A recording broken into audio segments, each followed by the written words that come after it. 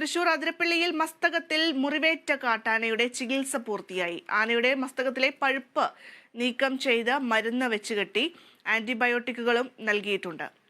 ആനയുടെ മുറിവിൽ നിന്ന് ലോഹഭാഗങ്ങളൊന്നും തന്നെ കണ്ടെത്താൻ കഴിഞ്ഞിട്ടില്ല എന്നുള്ളതാണ്. വിവരങ്ങളുമായി അനീഷ് ആന്റണി ചേരുന്നുണ്ട്. അനീഷ്, എന്തായാലും കേരളം ആഗ്രഹിച്ചതുപോലെ തന്നെ ആനയെ മയക്കുവെടി വെച്ചു. രാവിലെ തന്നെ ആനയുടെ ചികിത്സയും ഏകദേശം പൂർത്തിയായിരിക്കുകയാണ്. മറ്റൊരു പ്രധാനപ്പെട്ട കാര്യം എന്ന് പറയുന്നത്, നമ്മളൊക്കെ വിചാരിച്ചിരുന്നു ഒരുപക്ഷെ ഇത് വെടിയേറ്റതായിരിക്കുമോ എന്ന രീതിയിലൊക്കെ ചില അഭ്യൂഹങ്ങളൊക്കെ ഉണ്ടായിരുന്നു. പക്ഷേ എന്തായാലും ലോഹഭാഗങ്ങളൊന്നും തന്നെ കണ്ടെത്താൻ കഴിഞ്ഞിട്ടില്ല എന്ന് പറയുന്നുണ്ട്. എന്തൊക്കെയാണ് ഡോക്ടർമാർ നൽകുന്ന വിവരങ്ങൾ? ഭദ്ര, എടുത്തു പറയേണ്ട കാര്യം അത് തന്നെയാണ്.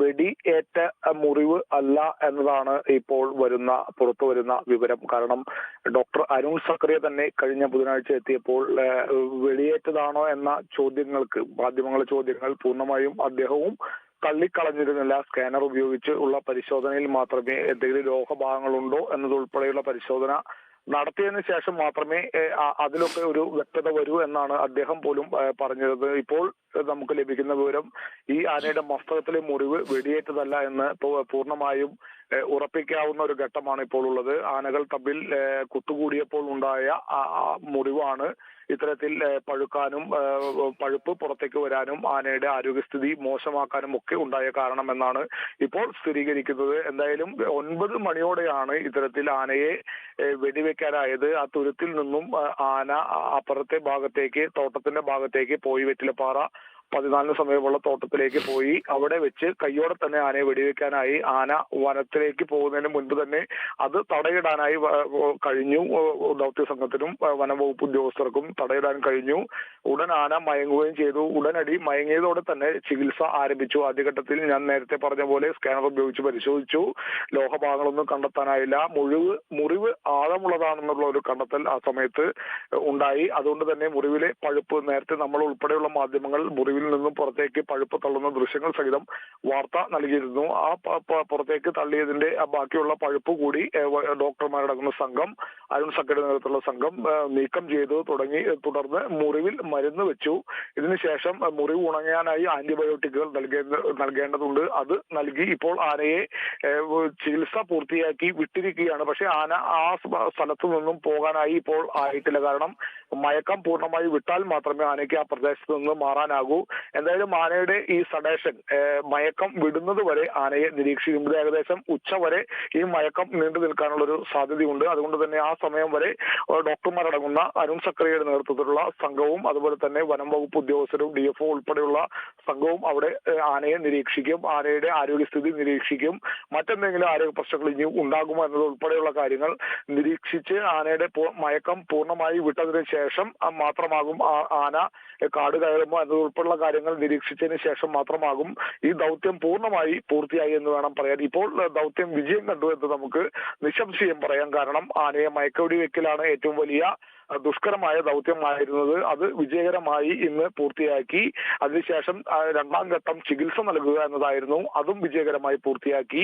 ഇനി ആനയുടെ മയക്കം വിട്ട് ആനയെ കാട്ടിലേക്ക് കയറ്റി വിടുക എന്നതുൾപ്പെടെയുള്ള കാര്യങ്ങളാണ് ഇനി മുന്നിലുള്ളത്. അതും വിജയകരമായി തന്നെ നടക്കുമെന്ന പ്രതീക്ഷയിൽ തന്നെയാണ് ദൗത്യസംഘവും വനംവകുപ്പും എന്നതുൾപ്പെടെ ഉള്ളത്. ഇപ്പോൾ ഇനി ഇതുമായി ബന്ധപ്പെട്ട് കൂടുതൽ വിശദീകരണങ്ങൾ ഡോക്ടർ അരുൺ സക്കറിയ നൽകും എന്ന് തന്നെയാണ് നമ്മൾ പ്രതീക്ഷിക്കുന്നത്. ഈ ചികിത്സ ഘട്ടമൊക്കെ പൂർത്തിയാക്കി ആനയുടെ മയക്കമൊക്കെ വിട്ടതിന് ശേഷം അരുൺ സക്കറിയ ചികിത്സ പൂർത്തിയാക്കി അവിടെ നിന്നും പുറത്തേക്ക് വന്ന് മാധ്യമങ്ങൾക്ക് മുന്നിൽ വിശദീകരണം നൽകുമെന്ന് തന്നെയാണ് നമ്മളും പ്രതീക്ഷിക്കുന്നത്. എന്നാൽ മാത്രമേ ഇതുമായി ബന്ധപ്പെട്ട് കൂടുതൽ കാര്യങ്ങൾ നമുക്ക് ഉൾപ്പെടെ വ്യക്തത വരൂ. എന്തായാലും അതിനുവേണ്ടി കാത്തിരിക്കുകയാണ്. നമുക്കറിയാം, കഴിഞ്ഞ ബുധനാഴ്ച അരുൺ സക്കറിയ വന്ന ദിവസമാണ് ആനയെ വെടിവെക്കാനുള്ള ഒരു ശ്രമമൊക്കെ ഉണ്ടായത്. ആന പുഴക്കരികിലുള്ള തുരുത്തിൽ നിലയുറപ്പിക്കുകയായിരുന്നു. അവിടെ നിന്ന് പടക്കം പൊട്ടിച്ച് തൊട്ടപ്പുറത്ത് തോട്ടത്തിലേക്ക് കയറ്റി വെടിവെക്കാനായിരുന്നു പദ്ധതി. പക്ഷേ ആ ശ്രമം പാളുകയാണ് ഉണ്ടായത്. കാരണം ഈ പടക്കം പൊട്ടിച്ചതോടെ പരിഭ്രാന്തിയിലായ ആന തോട്ടവും കടന്ന് തൊട്ടപ്പുറത്തെ കാട്ടിലേക്ക് കയറുകയായിരുന്നു. പിന്നീട് അന്ന് വൈകിട്ട് വരെ തെരച്ചിൽ നടത്തിയിട്ടും ആനയെ കണ്ടെത്താനായില്ല. പിന്നീട് ഇന്നലെ 20 അംഗ ദൗത്യ സംഘമായിരുന്നു വന്നിരുന്നത്. ആ 20 അംഗ സംഘത്തെ 50 അംഗ സംഘമായി വിപുലീകരിച്ചു. ഈ 50 അംഗ സംഘത്തെ 6 ചെറു സംഘങ്ങളായി ഈ മേഖലയിൽ, വനമേഖലയിൽ മുഴുവൻ പരിശോധന നടത്തി ആനയ്ക്കായി. പക്ഷേ ആനയെ കണ്ടെത്താനായില്ല. ഇന്നലെ വൈകിട്ട് വരെ തെരച്ചിൽ നടത്തിയെങ്കിലും ആനയെ കണ്ടെത്താനായില്ല. കൂടാതെ ഡ്രോൺ ഉപയോഗിച്ച് വരെ തെരച്ചിൽ നടത്തി ആനയെ കണ്ടെത്താനായില്ല. തുടർന്ന് തുടർന്ന് ഇന്ന് രാവിലെയാണ് വീണ്ടും ഈ ആന മറ്റ് 3 കൊമ്പന്മാർക്കൊപ്പം ഈ വെറ്റിലപ്പാറ 14 പ്രത്യക്ഷപ്പെടുന്നത്. തുടർന്ന് ആനയും ഈ കൊമ്പന്മാരും ഈ അന്ന് നിന്ന അതേ തുരുത്തിലേക്ക് തന്നെ നിന്നു, മാറി നിന്നു, പുഴ കടന്ന് മാറി നിന്നു. പിന്നീട് ഈ ആന സ്വമേധയാ ഈ അവിടെ നിന്നും തൊട്ടപ്പുറത്തുള്ള തോട്ടം മേഖലയിലേക്ക് മാറുകയായിരുന്നു. ഇതാണ് ആനയെ വെടിവെക്കാൻ മയക്കുവെടി വെക്കാനുണ്ടായ അനുകൂല സാഹചര്യം. ആ സാഹചര്യം കൃത്യമായി ഡോക്ടർ അരുൺ സക്രിയും സംഘവും മുതലെടുത്തു എന്ന് വേണം പറയാൻ. കൃത്യമായി വെടിവെച്ചു. ആന മയങ്ങി. ആന വീണ്ടും കഴിഞ്ഞ ബുധനാഴ്ച ഉണ്ടായ പോലെ തിരികെ കാട്ടിലേക്ക് ഓടാനായില്ല. അവിടെ വെച്ച് തന്നെ ആന മയങ്ങി. ഉടനടി ആനയെ ചികിത്സിച്ചു. ആനയുടെ മുറിവിലെ പഴുപ്പ് നീക്കം ചെയ്തു. ആന്റിബയോട്ടിക്കുകൾ നൽകി. ഇപ്പോൾ ആനയെ നിരീക്ഷിച്ച് വരികയാണ് ഭദ്ര. ശരി, വളരെ വ്യക്തമാണ് അനീഷ് ആന്റണി. തൃശൂർ അതിരപ്പള്ളിയിലാണ് മസ്തകത്തിൽ മുറിവേറ്റ കാട്ടാനയുടെ ചികിത്സ ഇപ്പോൾ പൂർത്തിയാക്കിയിരിക്കുകയാണ്. ആനയുടെ മസ്തകത്തിലെ പഴുപ്പ് നീക്കം ചെയ്ത് മരുന്ന് വെച്ച് കെട്ടിയിരിക്കുന്നു. ആന്റിബയോട്ടിക്കുകളും നൽകിയിട്ടുണ്ട്. ആനയുടെ മുറിവിൽ നിന്ന് ലോഹഭാഗങ്ങളൊന്നും തന്നെ കണ്ടെത്താൻ കഴിഞ്ഞിട്ടില്ല. അതുകൊണ്ട് തന്നെ ഇത് വെടിയേറ്റതല്ല എന്ന് ഉറപ്പിക്കാൻ സാധിക്കുകയാണ്. ആനകൾ തമ്മിൽ കുത്തുകൂടിയപ്പോൾ ഉണ്ടായ പരിക്കാണ് ഉണ്ടായതെന്നും ഇപ്പോൾ അറിയാൻ സാധിക്കുന്നുണ്ട്. എന്തായാലും ഇതിന്റെ വിശദമായിട്ടുള്ള ഒരു വിശദീകരണം അത് ഡോക്ടർ അരുൺ സക്രിയ നൽകണം.